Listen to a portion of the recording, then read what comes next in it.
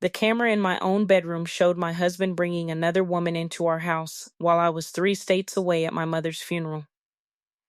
Hey everyone, welcome back to the channel. If you're new here, I share real stories about betrayal, family secrets, and the kind of justice that makes you. Go ahead and hit subscribe, tap that like button, and turn on notifications so you catch every part of this one. Now let's get into it. My name is Michelle Turner. I'm 38 years old, and for 12 years, I was married to a man named Brian. We lived in a quiet neighborhood outside Charlotte, North Carolina, in a house we bought together right after our wedding. From the outside, we looked like the perfect couple. Brian worked as a project manager for a construction firm. I taught fourth grade at the elementary school down the road. We had a routine.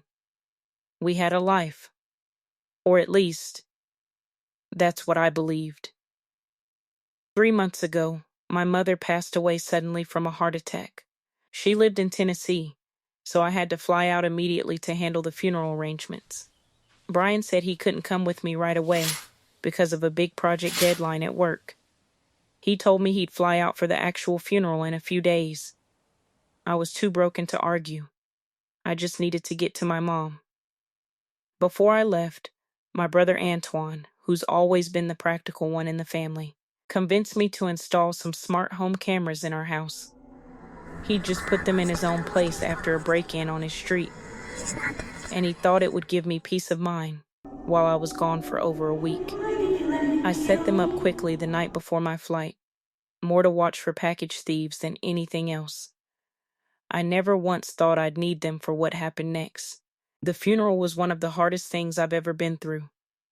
Standing there, watching them lower my mother into the ground, I felt like my whole world had cracked open. Brian didn't make it out until 2 days before the service, which already felt strange. But grief has a way of making you excuse things you shouldn't excuse. The night before the funeral, I couldn't sleep. I was sitting in my childhood bedroom at my aunt's house, scrolling through old photos of my mom, when I remembered the cameras. I opened the app just to check the front porch, half expecting to see nothing but an empty driveway. Instead, I saw a notification. Motion detected in the living room. 2 days earlier. The day Brian told me he was still tied up with work. My hands were shaking as I pressed play. There he was, walking through our living room with a woman I didn't recognize. She had long blonde hair and was wearing one of my sweaters, the soft gray one I kept folded on the armchair. My sweater. In my house. On another woman. I sat there in the dark, watching my husband laugh with her, pour her a glass of wine from our kitchen, and settle onto our couch like she belonged there. My chest felt tight, like someone was squeezing the air right out of me. I wanted to scream, but I couldn't make a sound. My aunt was asleep down the hall, and my mother's funeral was in 8 hours. I didn't say anything to Brian. Not that night. Not the next day at the funeral, when he stood beside me in his black suit, holding my hand like he actually cared, whispering that everything was going to be okay. I stood there accepting hugs from people who loved my mother, while the man next to me had brought another woman into our home before I'd even buried her. How was I supposed to grieve my mother and process this kind of betrayal at the exact same time? I got through the funeral somehow. I don't even remember most of it. What I do remember is flying home 3 days later, sitting next to Brian on the plane, watching him scroll through his phone like nothing in the world was wrong, and feeling like I was sitting next to a complete stranger. When we got back to the house, I noticed things I hadn't noticed before. A wine glass in the dishwasher that wasn't from my usual set. A candle burned halfway down that I never lit. Small things. Things I would have ignored a week earlier. But now I was looking at everything differently. That first night home, I didn't sleep at all. I lay next to Brian, staring at the ceiling, replaying that video in my head over and over. I kept asking myself the same question. How long had this been going on? Was this the first time, or just the first time I'd caught him? The next morning, once Brian left for work, I opened the camera app again and went back further, way further. What I found over the next few hours changed everything I thought I knew about my marriage, and it wasn't just one woman. I sat at my kitchen table, coffee going cold beside me, watching clip after clip of a life I never knew was happening right under my roof. Different days, different times. Sometimes the same blonde woman, sometimes someone else entirely. I realized right then that I wasn't just dealing with one affair. I was dealing with a pattern, a whole secret life Brian had been building while I was at work, teaching other people's kids, coming home every night to cook him dinner and ask about his day. I closed the laptop, sat back in my chair, and made a decision right there in that kitchen. I wasn't going to cry in front of him. I wasn't going to scream or throw his things out on the lawn like some movie scene. I was going to get proof, real proof. And then I was going to make sure that when this all came out, Brian would lose a lot more than just his marriage. And what I found in the days that followed was about to make everything so much worse than I ever imagined. My hands were still shaking a little as I opened my laptop that night, waiting for Brian to fall asleep beside me. I couldn't just rely on the camera footage anymore. I needed to understand exactly what I was dealing with, and I needed to be smart about it. The next morning, after Brian left for work, I sat down and made a list. Every strange charge on our joint bank account. Every late night he'd claimed was work stuff. Every time he'd suddenly needed to take a work call in another room with the door shut. I'd ignored all of it for months, telling myself I was being paranoid. Turns out my gut had been right the whole time.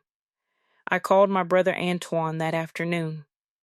He was the only person I trusted enough to tell. When I explained what I'd found, he went quiet on the phone for a long moment, and then he said something I'll never forget.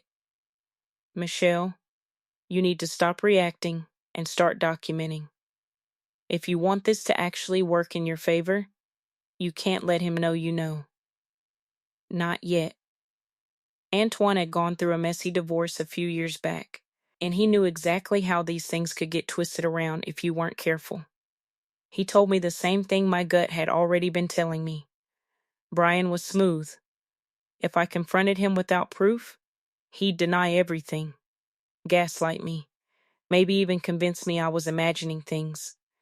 I needed real evidence, not just a gut feeling and one grainy video. So that's exactly what I did. I started keeping a private folder, backed up in 3 different places, filled with screenshots, video clips, and bank statements. I even started writing down dates and times in a notebook I kept hidden at the bottom of my classroom bag, somewhere Brian would never think to look. The woman from the video, I learned her name a week later. Ashley, she worked at the same construction firm as Brian, in the accounting department. I found her on social media, smiling in photos from a company holiday party, standing just a little too close to my husband in the background of a group picture I'd scrolled past 100 times before without noticing. Once I knew her name, I couldn't stop looking. I found more photos, more clues, comments on his old posts that seemed innocent before, but now looked like inside jokes between 2 people who'd been sneaking around behind everyone's backs. Every night, I had to sit across from Brian at dinner, listening to him talk about his day, asking me how I was holding up after losing my mom, telling me he loved me before we turned off the lights. And every night, I had to swallow that anger and keep my face calm, like nothing in the world was wrong. It was one of the hardest things I've ever done. Pretending smiling, letting him hug me, and pretend everything was normal, all while a part of me was breaking a little more each day. One night, about 2 weeks into all this, Brian came home late again. He said there was an emergency at a job site. I didn't say anything.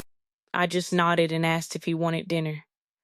But that night, after he fell asleep, I checked the camera app one more time. And what I saw confirmed something I'd been suspecting, but hadn't wanted to fully believe. Ashley wasn't the only one. There was another woman. This one with short dark hair, who'd shown up at our house just 4 days earlier, while I was at a teacher training seminar that ran late into the evening. Same pattern, same wine glasses, same easy comfort in my living room, like she'd been there plenty of times before. I sat there staring at the screen, feeling something shift inside me. The hurt was still there, but it was turning into something else. Something colder, something that made me start thinking less like a grieving wife and more like someone building a case. I thought about all the years I'd given Brian, the nights I'd stayed up grading papers so I could still make him dinner, the vacations we'd planned around his work schedule, never mine, the way I'd put my own dreams on hold, because he always said we needed to focus on his career first, that mine could wait, and this whole time, while I was holding up my end of everything, he was out there building an entirely different life, using our home, our bed, our money. I decided I wasn't going to let this destroy me quietly. I called a divorce attorney, a woman named Patricia Reyes, who came highly recommended by a friend from church. I told her everything, the videos, the timeline, the financial discrepancies. She listened carefully, then leaned forward and said something that stuck with me. Michelle, in this state, evidence like this can make a real difference, especially with the finances. But you need to be careful about how you collect it moving forward. Let's make sure everything you have is solid and admissible before you make a single move. That was exactly what I needed to hear. A plan. Something solid to hold on to instead of just anger and grief.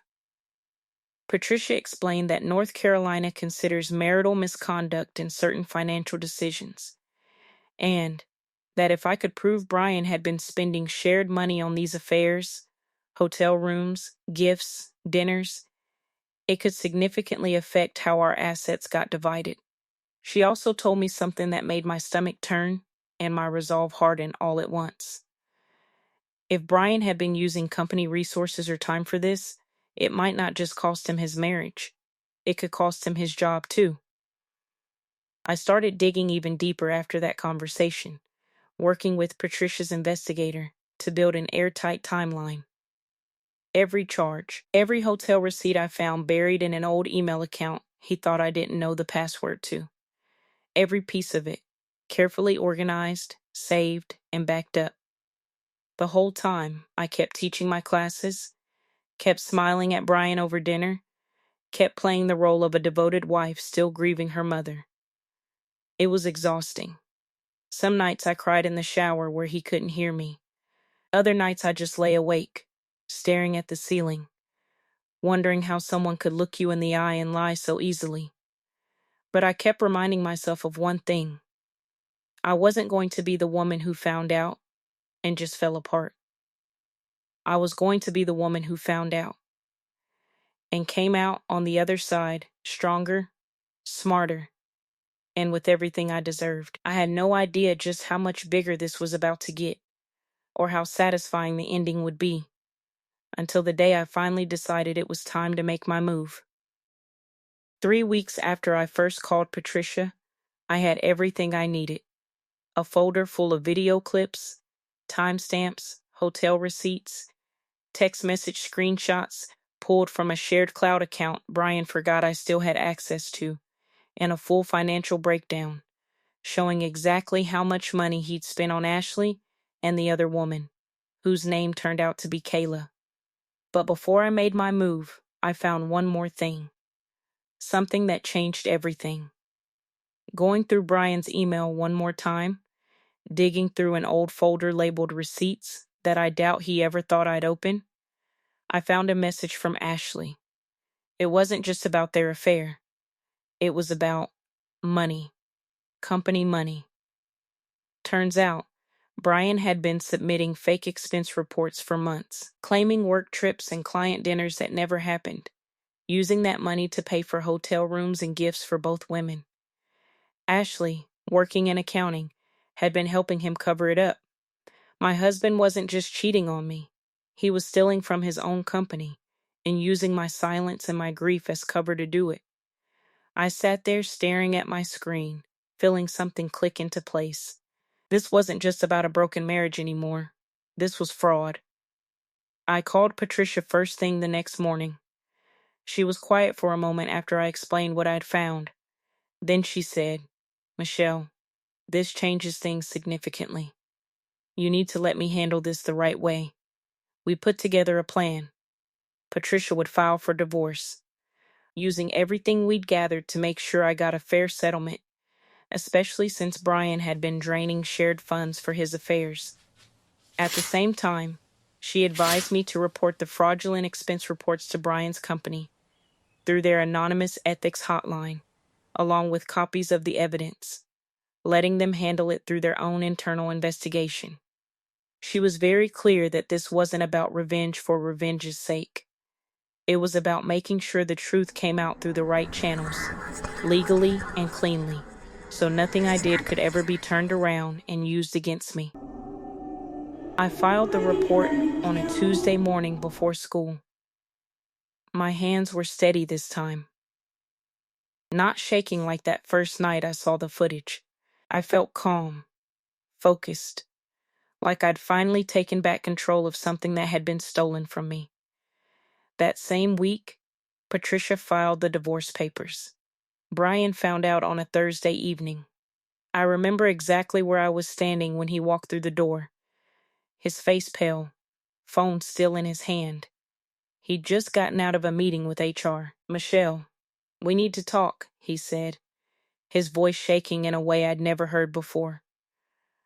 I sat down across from him at the kitchen table, the same table where he'd eaten dinner every night pretending everything was fine, and I asked him calmly, "About what, Brian? About Ashley? Or about Kayla?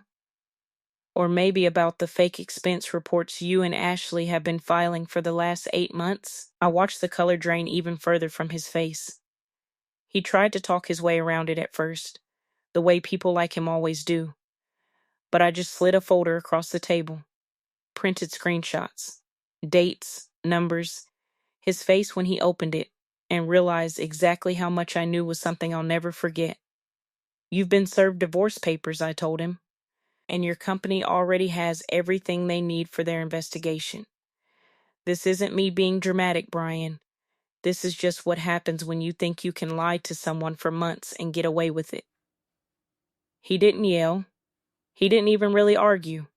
He just sat there, staring at that folder, realizing there was nothing left to say. Over the next few weeks, everything unraveled exactly the way Patricia said it would. Brian's company completed their internal investigation and terminated him for cause, citing fraudulent expense reporting. Ashley was let go too. Because he was fired for cause, and because of the financial misconduct uncovered during our divorce proceedings, the judge ruled in my favor on the division of assets, awarding me a significantly larger share to account for the marital funds he'd spent on his affairs. I kept the house. I kept my retirement accounts fully intact, and for the first time in months, I felt like I could actually breathe. The hardest part wasn't the paperwork or the court dates. It was learning how to sit with my mother's absence and my marriage falling apart at the exact same time, and somehow finding the strength to keep showing up for my students every single day like nothing was wrong. But I did it. Some mornings I cried in my car in the school parking lot before walking inside with a smile for my kids. Other mornings, I felt stronger than I ever had in my life. My mother used to tell me, back when I was a little girl, that the truth always finds its way to the surface eventually. I used to think that was just something moms say to make you feel better. Now I know she was right. It's been almost 2 months since the divorce was finalized. I still live in that same house, but it feels different now. Lighter. Somehow, I planted a small garden in the backyard last week, something my mom always loved doing. Every time I look at it, I think about how far I've come from that night in my aunt's guest room, staring at my phone in the dark, feeling like my whole world had ended. It hadn't ended. It was just starting over. If you made it this far, thank you so much for watching. If this story moved you, let me know in the comments. Have you ever caught someone in a lie that changed everything? I'd love to hear your story. And if you want more real stories like this one, make sure you hit that subscribe button, give this video a like, and turn on notifications so you never miss what comes next. Thanks for watching, and I'll see you in the next one.